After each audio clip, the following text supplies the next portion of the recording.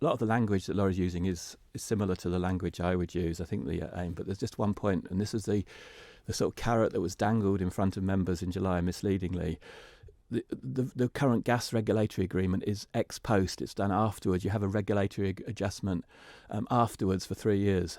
So both sides agree that the new ROCE should apply from 1st of January 2020. There's absolutely no way that Manx Gas shouldn't be giving back the £100 or whatever it is to the customers for 2020, and the existing gas agreement, especially in the last 6 months, makes it obvious that that can be imposed onto Manx Gas because of the fact that you can do certain things in the last 6 months that you couldn't do beforehand. So it's an absolute myth to put out that we have to agree a voluntary agreement rather, and if we don't do that, we won't get the refund. That's not the case. There's enough in the gas agreement, and if you don't think that's the case, I think you should get an opinion about that, because it's there's a review after 5 years of the ROCE in the agreement.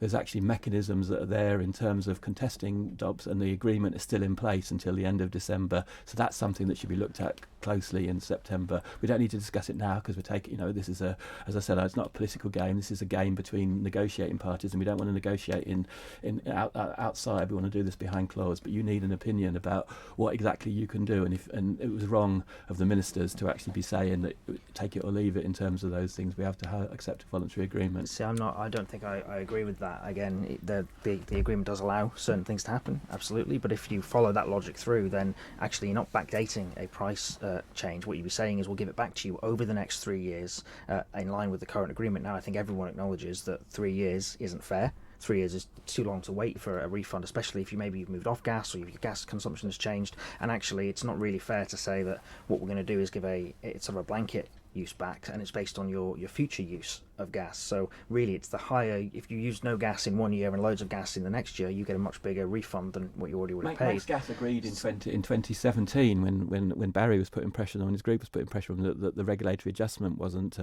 transparent and fair. That was a big thing that Rob Collister focused on. And back at the end of 2017, 5 or so Tynwald members went in to see the senior people with the OFT officers. According to Rob Collister's Facebook page, they went in there and had a discussion with them. And at that time, they got a promise for clarity on that regulatory adjustment, and that's 3 years ago. That's what we're talking about in imposing. It's absolutely right that now the game is up on the 9.99%. We need to have 6.99% from when the game was up. The game was up when our report was published from NERA with the conclusions, and the game was up when it was reported by the Ministers of Policy and Reform, both of us, me and then the subsequent one. The point I'm trying to make is how far back could you impose something? So, for certainly example, to 1st of January 2020. See, again, that's probably not fair to say that, because if you look at the wording of the agreement, the notice period from June is the bit that you can do these investigations and things in. So could you then backdate and say, actually, we can apply these more flexible rules to the much more rigid period before that? I'm not sure you could, actually. I don't think that's the way that, so you've had an opinion? It works. I haven't, and it sounds like you have, which is good. And if you could share that with us, that would be brilliant. Mr. Murphy, from the consumer's point of view, we're talking here about basically giving people a refund for being overcharged for 2020. Is that what the consumer wants, do you think, from your experience, from your discussions with other people? The thing is, even though I'm sat in the middle and I'm representing the consumer, I probably know more about most of this than probably anyone else most of the time that's actually looking at it. I probably at least know the same amount. You definitely know more than me, and you definitely know more than most of the people listening. The problem is, first of all, does anybody believe me? Or who actually, in the long term, is actually going to agree with what I say? So this is how I see it. There's actually 3 parties here. And I've said this before. You've got records of all of this. Consumer, Manx Gas, government. Let's never forget that the government have an involvement here. So when we talk about gas bills and this 60% minimum. That we pay over and above the Ofgem price cap in the UK, and that's the minimum, which in fairness it could actually rise up more towards 100%. We're paying more if somebody wants to do the calculations on it.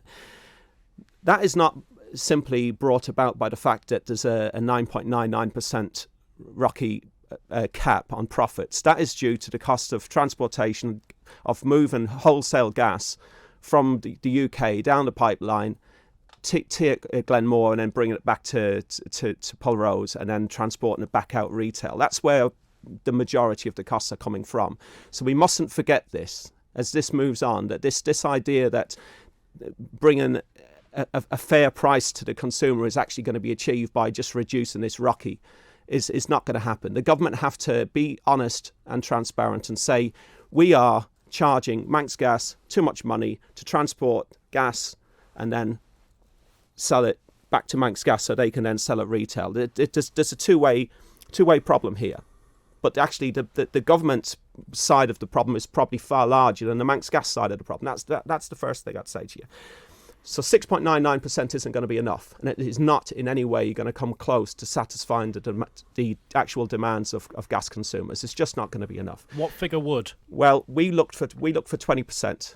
We've openly pleaded, begged, and almost to the point we've got down on our knees and said, look, if the average amount is 60%, why don't we go for a realistic amount to try to bring this to some sort of a mutual kind of a solution, and let's go for 20%.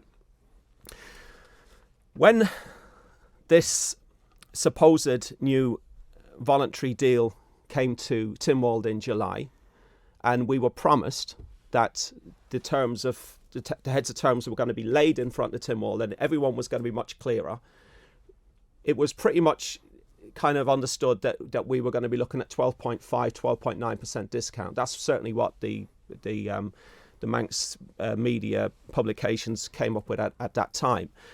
But what we don't know is how guaranteed that 12.9% is, because I promise you one thing, Dolan, and I'm pretty sure the two gentlemen here can also agree, that if you just reduce that to 6.99%, you are not going to get anywhere near 12.9%.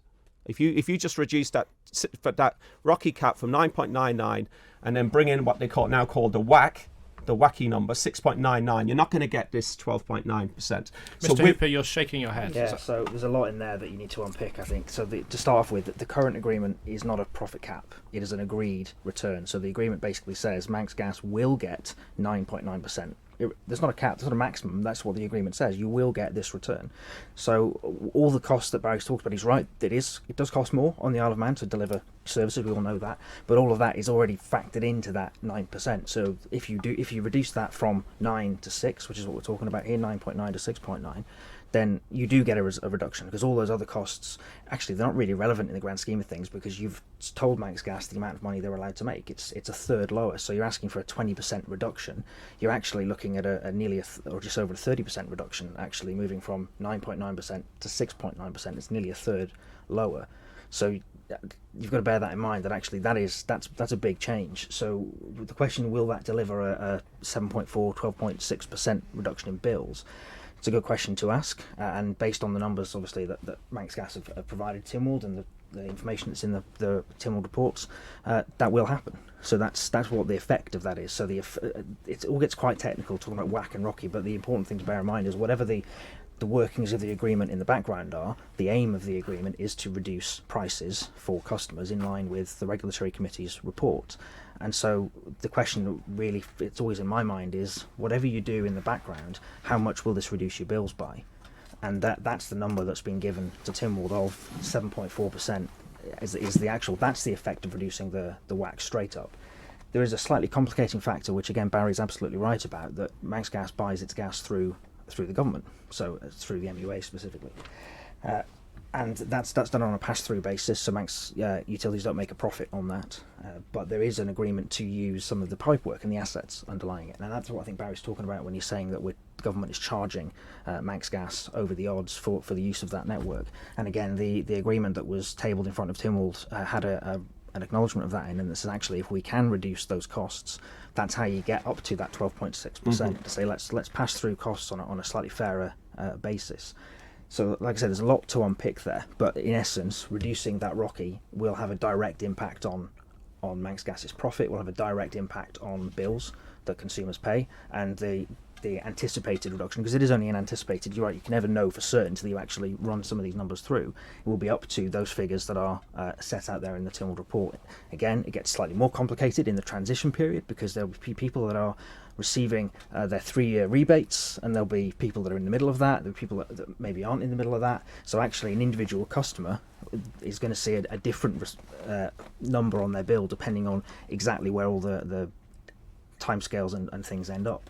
But that's why the language in the report is always an up to figure, because actually you can't say that this is definitely what will happen. I think as we get a bit further through the process and more of this stuff is worked out, you will start seeing much more firm figures coming out from Manx Gas or from the government saying actually we know now what the impact is going to be, because we've agreed on what's going to happen with that transition period. We've agreed what's going to happen with those customers in the middle of a 3-year rebates and all the other complicating factors, especially and most importantly agreeing what the new rates at Manx Utilities will be charging Manx Gas to use some of those assets. That will be a big factor, I think, in this.